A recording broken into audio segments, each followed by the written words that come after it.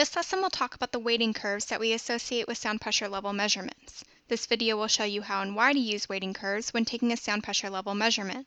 You will also learn how equal loudness contours are related to the weighting curves. How do you determine whether an audio system is loud enough? In order to begin to understand that question, you must begin with how sound is measured. The two readily measurable parameters of an audio system and its performance within a room are sound pressure level and frequency distribution.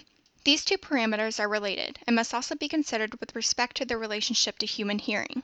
You might have people say that they want a flat response out of an audio system. Flat response refers to frequency. A system with a flat response will output any frequency in its range without distortion. Our own hearing system, that is, our ears, doesn't have a flat response. Different frequencies need different volumes to sound equally loud.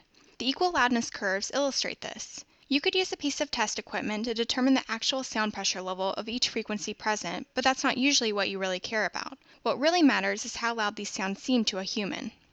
A sound pressure level meter gives a single number measurement of the intensity of an audio source. The function is simple. It converts the sound pressure levels in the air into corresponding electrical signals. These signals are measured and processed through internal filters, and the results are displayed in decibels. What do the results really show, though? That single number is an average, combining the decibel levels of every frequency present into a single number. Often that average is weighted to better mimic the frequency response of human hearing. This chart shows the standard dBA and dBc weighting curves. Let's talk about how to read this chart. The x-axis shows frequency in hertz, the pitches of sound the meter detects. The y-axis shows gain in decibels. Remember, the SPL meter shows us a one-number average of the sound pressure levels of all frequencies present. When generating that average, the SPL meter can be set to pay more attention to the frequencies humans are good at detecting. The y-axis on this chart shows you how much change in decibels the weighting curve will apply to each frequency.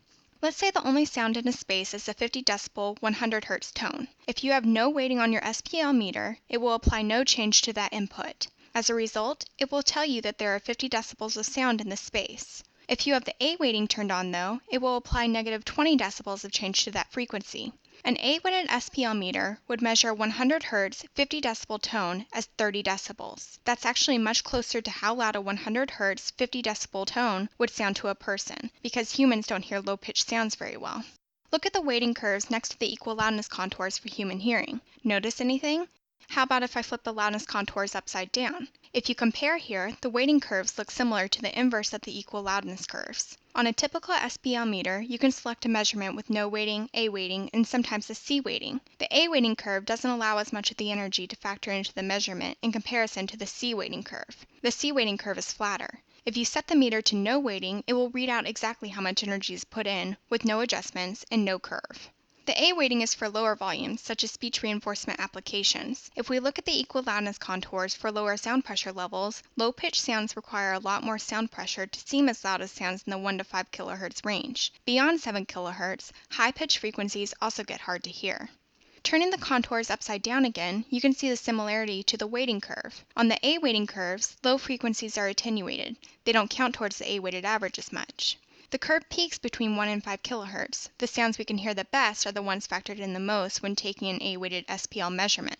The very highest sounds are attenuated somewhat as well. For higher volumes, such as program audio applications, you use C weighting. Just like you're hearing at louder volume levels, the C weighting is a flatter curve. Flip the loudness contours upside down again, and you can see how the C weighting follows the shape of the upper curves. It attenuates the very low and high frequencies, but leaves the mid-range alone. So, the SPL meter can give you an approximation of the way you're hearing things. When you're using an SPL meter, you want to use the A weighting at lower volumes and the C weighting at higher volumes. Now the question comes in, what is the magical point where you switch between the A weighting and the C weighting? That's a difficult question because it has to do with the content that you're listening to.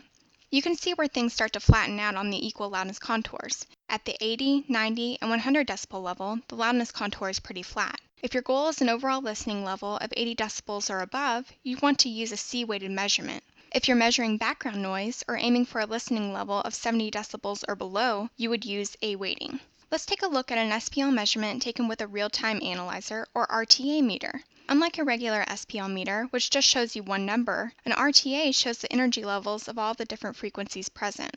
The bar graph at the bottom of this meter shows different frequencies the meter is counting towards the sound pressure level average. This measurement was taken in a quiet room. No sound present but the HVAC and other ambient noise. In this case, the background noise was about 49 dB SPL.